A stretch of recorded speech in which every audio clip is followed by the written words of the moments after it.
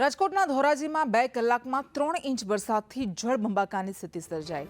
ધોરાજીના નીચાણવાળા વિસ્તારોમાં પાણી ભરાઈ ગયા। ફરેણી રોડ વિસ્તારમાં પાણી ભરાતા લોકો પરેશાન થઈ ગયા। વરસાદી પાણી લોકોના ઘરોમાં પણ ફરી વળ્યા, જેના કારણે ઘર વખરી અનાજ પલળી ગયો। 2 કલાકમાં 3 ઇંચ વરસાદ ખાબક્યો અને ધોરાજીને ગમરોળ્યું। અનેક નીચાણવાળા વિસ્તારો પાણીને હવાલે થઈ ગયા।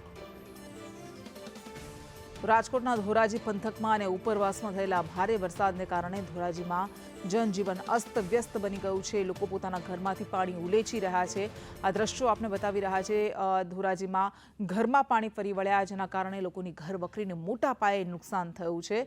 2 કલાકમાં 3 ઇંચ જેટલો વરસાદ વરસ્યો અને ધોરાજીના ફરેણી રોડ અને વોર્ડ નંબર 9માં એક બાજુ નગરપાલિકાની બેદરકારી છે, બીજી બાજુ ધોધમાર વરસાદ વરસતાની સાથે જ નીચાણવાળા વિસ્તારમાં આવેલા ઘરોમાં પાણી ફરી વળ્યા હતા।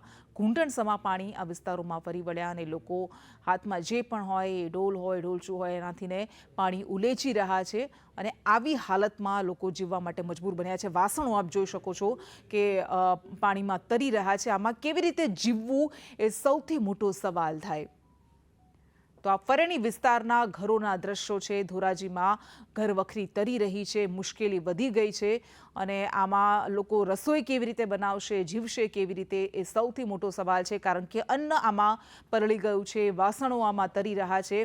આમાં કેવી રીતે જીવન જીવવું, અત્યારે કેવી રીતે પાણી બહાર કાઢવું એ યક્ષ પ્રશ્ન બની ગયો છે, કારણ કે ઘૂંટણસમા પાણી આ વિસ્તારોમાં ફરી વળ્યા છે, ઘરોમાં ફરી વળ્યા છે। આ દ્રશ્યો આપણે બતાવી રહ્યા છે। કેટલાક વાહનો પણ સંપૂર્ણપણે આ પાણીમાં ગરકાવ થઈ ગયા છે।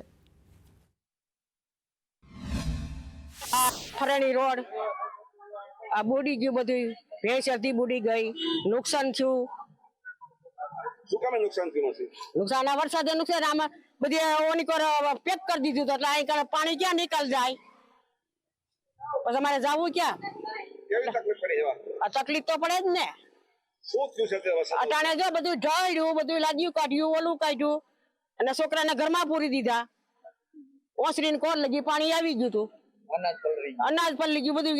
તમારે જોવું હોય તો હાલો છૂટશે, આપણે કઈ ચોરી છે નહીં। ધોરાજી વોર્ડ નંબર 9માં અહીંયા અમારા 10 ઘરમાં પાણી ભરાઈ ગયું છે અને આ એક ગટરની થોડીક કામગીરી કરી હતી અને એ કામગીરીમાં થોડુંક પણ આ લોકોને ગટરના જે ઢાંકણા નથી નખાવ્યા અને એ રીતે પાણી આ ધોરાજીમાં ભરાઈ ગયું। તો વધારે વરસાદ આવતા પાછળ 15 વીઘાનું ખેતરનું જે પાણી આવે છે એનો અહીં ભરાવો થયો છે। તો મારી સરકાર દ્વારા અને સરકાર નગરપાલિકાને, મારા ધોરાજી નગરપાલિકાને વિનંતી છે કે આ લોકોને જે ઘર વખરી પાણી ભરાઈ ગયા છે અને ઘરની અંદર પણ પાણી ભરાઈ ગયા, તો તાત્કાલિક આ નિકાલ કરવા મારી વિનંતી।